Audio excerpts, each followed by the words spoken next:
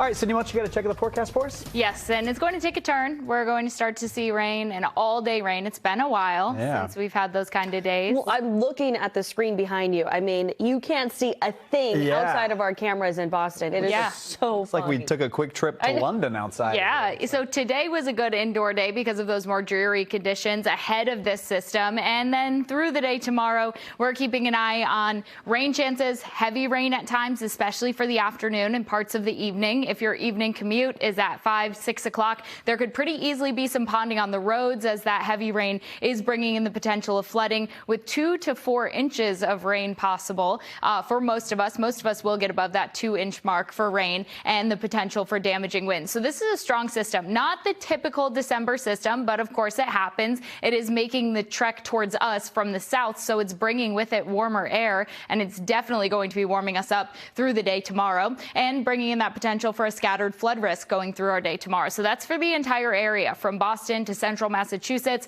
to southern New Hampshire. We all do have that potential to see some scattered areas of high water, especially for around streams and creeks, and those roads could pretty easily see ponding on them, especially for that evening commute. So just some things to look out for. This is a look at what it's going to look like tomorrow around 5 o'clock. We're likely 5 o'clock in the morning. We're all going to be getting in on that rain, seeing some orange, some yellow colors on the radar. And then as we progress through the day, now we're at 10 o'clock, starting to get in on those red colors and orange colors for parts of southern New England. That's just showing some heavier rain is going to be heading our way for parts of the afternoon, and then possibly a break or two. But in comes the next round with more red colors, more orange colors. So the heaviest coming overhead by the time we go into the evening, 7 o'clock to 10 o'clock. So throughout the day, you can expect rain, but it likely is going to get progressively heavier until we get around 9, 10 o'clock. And then that's eventually going to be pushing out. So when all is said and done, many of us 3 to 4 inches of rain possible, where you see this orange color,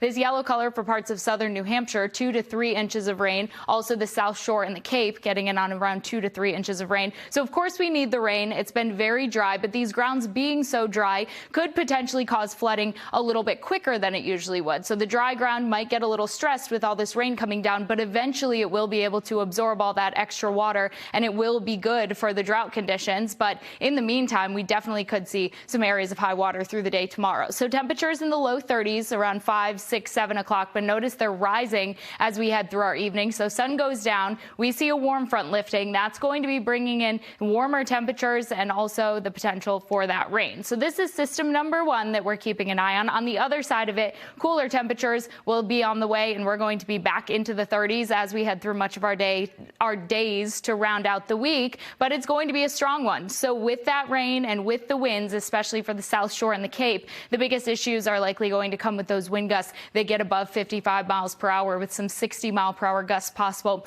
right along the coast. Also, Cape Ann could see those higher gusts as well, 45 to 55-mile-per-hour gusts for Boston and the surrounding area. So 64 degrees, that's the temperature tomorrow. You could even hear some rumbles of thunder as the system comes overhead, but then temperatures falling by Friday, back to the middle 30s, a little bit of a temperature roller coaster there. Then the weekend, we are seeing sunshine to start the weekend, and then those rain chances increase for the start of next week.